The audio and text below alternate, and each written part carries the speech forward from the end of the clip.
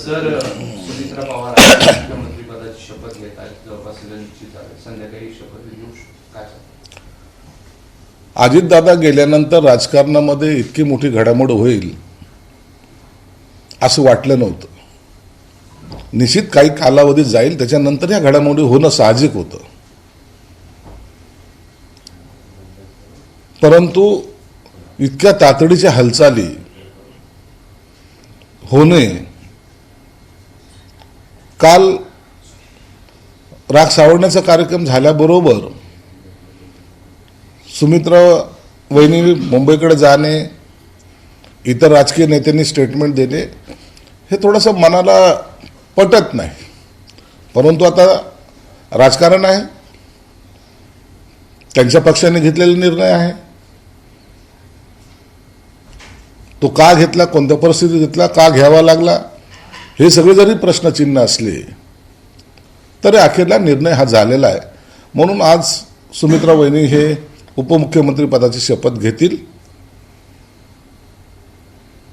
त्यानंतरची रणनीती काय असेल किंवा त्यांच्या पक्षाचं काय होणार आहे, राष्ट्रीय अध्यक्ष कोण होणार आहे, महाराष्ट्राच्या अध्यक्षाचं काय, किंवा इतर जे काही घडामोडी आहेत, हे मला वाटतं आता लवकरच त्याच्यावर निपटारा हा होईल. एक अशीही टीका होते यार की अवघे 2-3 दिवस झाले इतकी सगळी घाई कशासाठी, नक्की राजकारण काय होत आहे, काय होत आहे, प्रत्येकाची हीच भावना आहे. अगदी पवार म्हणजे शरद पवार आणि सुप्रिया. नाही, मी कालही सांगितलं ना की राजकारणामध्ये जे कालच्या ह्या घडामोडी ज्या पाहिल्यात 2 दिवसातल्या, तर याच्यामुळं असं वाटतं माणसापेक्षा खुर्चीला जास्त महत्व आहे. राजकारणामध्ये खुर्ची जिंकलेली, सार्वजनिक जीवनामध्ये खुर्ची जिंकली, माणूस हरला हे एकंदरीत चित्र पाहायला मिळतंय. म्हणून ह्या सर्वसामान्य माणसाला ह्या गोष्टी भावत नाहीत. दुखवटा सुद्धा शासकीय दुखवटा 3 दिवसाचा, तो संपण्याच्या आधी हे सर्व निर्णय होत आहेत. मला वाटतं हे जर वैयक्तिक विचाराल तर हे व्हायला नको होतं. थोडा कालावधी हा गेला पाहिजे होता. ही सर्वसामान्याची भावना मी या ठिकाणी व्यक्त करतोय. 2 एसीपी एकत्र यावी या दादांची इच्छा होती आणि आमची इच्छा होती. अजितदादा जयंत पाटील यांची विलीनीकरणावर चर्चा झाली होती, मात्र आता या चर्चेला खंड पडले असं शरद पवार म्हणाले. अजितदादा हे राष्ट्रवादीचे सर्वेसर्वा होते. ते जे निर्णय घेतील त्याच्यावर कुणाचीही ताकद त्यांना क्रॉस करण्याची नव्हती, कोणत्याही नेत्याची नव्हती. म्हणून त्यांच्या शब्दाला असलेली किंमत आणि त्यासाठी त्यांनी शरद पवार साहेबांशी किंवा इतर नेत्यांशी झालेली त्यांची जे का बैठकी आहेत असं जे म्हणतात, तर त्याच्यात जो निर्णय झाला असता तर तो सर्वांनी मान्यही केला असता. परंतु आता मला वाटतं परिस्थिती बदललेली आहे. आता सामूहिक निर्णयाचे एक वारं, नवीन वारं या राजकारणामध्ये चालेल. म्हणून कदाचित शरद पवार साहेबांनी आता याच्यात खंड पडेल अशी शंका व्यक्त केलेली.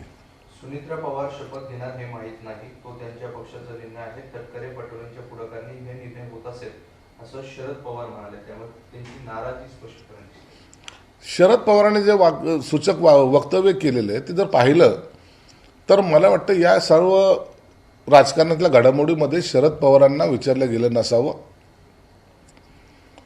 त्यांचे असलेले राजकीय सल्लागार, पक्षाचे असलेले नेते यांनीच ठरवून घेतलेला हा निर्णय. म्हणून शरद पवारांना कितपत माहिती आहे याबद्दल सांगणं आता शक्य पण नाही. फडणवीस काल म्हणाले की जे काही निर्णय असेल राष्ट्रवादी तो मान्य असेल. तुमच्या पक्षाची भूमिका काय असणार? नाही, आम्ही पण तीच भूमिका आमची असणार आहे. जी देवेंद्र फडणवीस साहेबांनी घेतली तीच भूमिका आमची असणार आहे. अखेरला निर्णय राष्ट्रवादीने घ्यायचा आहे. अजितदादाच्या पक्षाच्या आमदारांनी, मंत्र्यांनी त्यांनी तो निर्णय घ्यायचा आहे आणि त्यांचा जो काही निर्णय असेल त्यांना आम्हाला पाठिंबा देणं हे गरजेचं होऊन जाईल, क्रमप्राप्त होईल. म्हणून त्यांनी काय निर्णय घेतला त्याला विरोध करण्याची आमच्या कोणतीही मानसिक तयारी पण नाही आणि आम्ही करणारही नाही. एक वाक्य तुम्हाला वाचून दाखवतो. जी काही चर्चा सुरू झाली त्यात भाजपचंही नाव निघालं. शरद पवार म्हणतात भाजपसोबत जाण्याचा संबंध नव्हता. दोन्ही राष्ट्रवादी एकत्र आल्यावर भाजपसोबत सत्तेत जाणार का असे प्रश्न जर पडले असतील तर त्या पक्षाचं नाव आमच्या चर्चेत येण्याचा संबंध नव्हता. म्हणजे दोघे एकत्र येणार आहे का यावर त्यांनी प्रश्नचिन्ह उपस्थित केलं. मग आयडर अजित पवार बाहेर जाणार किंवा शरद पवार आत जाणार, भाजपचा संबंध नव्हता असं म्हणतात. राष्ट्रवादीचं, दोन्ही राष्ट्रवादीचं एकत्रित यायची ही पहिली त्यांची भूमिका होती. त्याच्यानंतर काय निर्णय घ्यायचा ही दुसरी टाईम होता. म्हणून पहिले एकत्र यायचं का ह्याच्यावर चर्चा घडलेल्या आहेत. परंतु मला असं वाटतं की त्यात भाजपचा संबंध असण्याचं काही कारण नाही.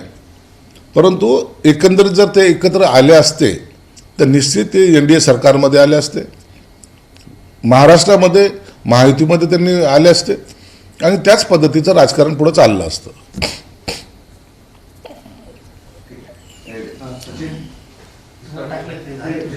राष्ट्रवादी पक्षाचा राष्ट्रीय अध्यक्ष हा पवार परिवारामधूनच करा आणि NCPच्या विलीनीकरणाबाबत पवार कुटुंबाचं म्हणणं विचारात घ्या असं भाजपच्या केंद्रीय नेतृत्वानं राष्ट्रवादीच्या नेत्यांना निरोप द्यायची सूत्रांची माहिती. मुळामध्ये राष्ट्रवादीचे जे काही नेते आहेत अजितदादा गटाचे, त्यांचा सर्वांचा आता या वेळेला या क्षणी तरी जी घटना घडली त्यानुसार आता पवार कुटुंबातलाच माणूस राष्ट्रीय अध्यक्ष होईल हे जवळपास निश्चित आहे. आणि म्हणून भाजप काय किंवा आम्ही काय, आम्ही त्यांच्या भूमिकेला समर्थन देणार आहोत. म्हणून आता राष्ट्रीय अध्यक्ष हा त्यांच्या कार्यकारिणीमध्ये काय ठरवतो माहीत नाही, परंतु मला वाटतं हे पवार कुटुंबातलाच आज राष्ट्रीय अध्यक्ष हा होईल. स्थानिक निवडणुका आपल्या जिल्हा परिषदामध्ये भाजप तुमच्यावर आरोप करते, तुम्ही दगाबाजी केली, तुम्ही धोका दिला, तुम्ही फसवलं वगैरे वगैरे वगैरे, म्हणून हे सगळं झालं. भाजपने काय बोलावं, काय निवडणुकीमध्ये काय प्रचार करावा हा त्यांचा विषय आहे. परंतु इतके सफाईनं स्थानिक नेते खोटं बोलतील याच्यावर माझा आता विश्वास बसत नाही, पण आता ठेवावं लागेल. अशा पद्धतीने वक्तव्य करणं योग्य नाही आहे. मी त्यांना पुन्हा विनंती करतो. आणि जर असंच केलं तर आम्हाला जर बोलावं लागलं तर मग ह्या नेत्यांनी काय काय गडबडी केल्यात हे वरिष्ठाच्या कानी मी निश्चित टाकेल. राज्यात आणि केंद्राच्या तिजोरीत ठणठणाट आहे आणि याचं खापर लाडक्या बहिणीवर फोडलं जाते असं नाना पटोले. लाडक्या बहिणीच्या मुळे तिजोरीत खणखणाट आहे असं म्हणणं चुकीचं आहे. ही योजना आम्ही अत्यंत विचारपूर्वक सुरू केलेली आहे आणि माननीय एकनाथ शिंदे साहेबांनी सुद्धा सांगितलं आहे की ही योजना आम्ही बंद पडू देणार नाहीत. देवेंद्र फडणवीस साहेबांनी सुद्धा सांगितलं आम्ही बंद पडू देणार नाहीत. म्हणून आम्ही तिजोरी कशी भरायची याचा निश्चित प्रयत्न करू, परंतु लाडकी बहीण योजना बंद होऊ देणार नाही. थँक्यू. मेरी हिंदी सुधार दे रहे तुम लोग. सर, सुमित्रा पवार जो है आज उप मुख्यमंत्री पद की शपथ लेने जा रही है, इस पे आपका क्या? अजीत दादा के जाने के बाद इतने जल्दबाजी में ऐसी कुछ घटना घटेगी इसके ऊपर आज विश्वास नहीं होता. शायद कुछ दिनों के बाद ये हो सकता था, लेकिन ये करने के पीछे क्या राजनीति है, क्या पार्टी की भूमिका है, ये बताना आज कठिन है. लेकिन एक बात तय है कि वहाँ के कार्यकारिणी ने जो भी निर्णय लिया है कुछ तो सोचा होगा, लेकिन लोगों को ये बात हजम नहीं हो रही. शरद पवार साहब ने कहा है कि सुमित्रा पवार जिस तरीके से उप मुख्यमंत्री पद की शपथ लेने जा रही है उसके बारे में उन्हें निमंत्रण आया है ना कुछ पता है?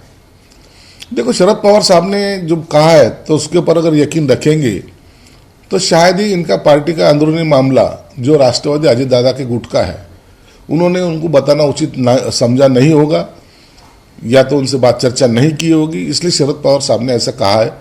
पार्टी का निर्णय हम लेंगे, ऐसी कुछ भूमिका राष्ट्रवादी अजित दादा गुट के होगी और इसलिए शरद पवार को बताया नहीं गया.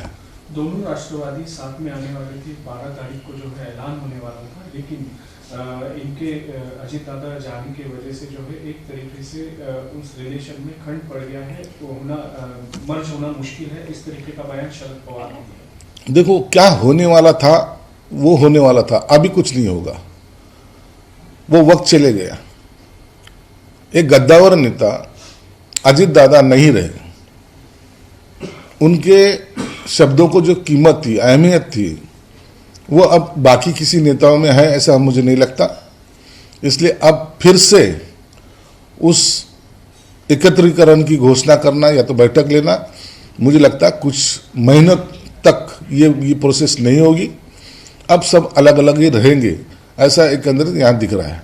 लेकिन सर कहीं ना कहीं हर तरफ से टीका हो रही है कि इतनी जल्दी उप मुख्यमंत्री पद की शपथ लेने की इतनी जल्दी क्यों थी? नहीं लेना चाहिए था। महाराष्ट्र राज्य ने 3 दिन का दुखौटा जाहिर किया, 3 दिन भी पूरे नहीं हुए। उसके पहले अगर इस शपथ विधि का प्रोग्राम होता है तो वो कॉमन लोगों को पसंद नहीं आता। क्या जल्दी है, क्या जल्दबाजी थी? आज नहीं 8 दिन के बाद कर सकते थे, देना तो था, वो तो तय था। लेकिन उसे ऐसा लगता है कि पार्टी के अंदरूनी कुछ राजनीति की वजह से ये जल्दबाजी की गई है। किस बात का डर उनको सताया जा रहा था, उसके बारे में चर्चा करना उचित नहीं है। लेकिन एक बात जरूर है, ऐसी ही कुछ बात होगी जिसकी वजह से उन्होंने तुरंत ये निर्णय लिया है। शरद पवार ने साथ में ये भी कहा है कि अब आने वाला जो भविष्य है वो यूथ के हाथ में जाना चाहिए। एक हिसाब से यूथ ही देखेंगे कि अभी क्या निर्णय लेना है, क्या फैसला लेना है। ये बात तो अजित दादा ने भी कही थी ना। शरद पवार साहब जो कह रहे हैं, ये बात तो अजित दादा ने भी कही थी, और आने वाले समय में वही होने वाला है। यूथ को ही आगे बढ़ना पड़ेगा। जो रिटायरमेंट की बातें करते हैं ना, उसकी वजह ही एक है कि यूथ को आगे जाना चाहिए। और मुझे लगता है कि अगर ऐसी घटना अगर घटी या तो ऐसा अगर हुआ तो ये देश भी प्रगति पथ पे चलेगा और नया नेतृत्व भी सामने आएगा। इस सब पे देवेंद्र फडणवीस इन्होंने कहा है कि जो भी डिसीजन राष्ट्र एनसीपी लेंगे वो हमें मान्य होंगी और हमारी ये भूमिका है। आपके पक्ष की क्या भूमिका है? देखो, देवेंद्र जी ने जो कहा है वो सच बात है, हकीकत है। राष्ट्रवादी अजित दादा गुट के लोगों ने जो भी निर्णय लेंगे उसको हमारा पाठिंबा रहेगा, उसको हमारा सपोर्ट रहेगा। उसी तरीके का सपोर्ट हमारा शिवसेना का भी उनको रहेगा, क्योंकि जो भी निर्णय लेना है, जो भी डिसीजन लेना है, वो राष्ट्रवादी के कार्य करने के अंतर्गत बाब है। उसके अंदर हम कोई भी दखल अंदाजी नहीं करेंगे। एबीपी माझा, उघडा डोळे बघा नीट।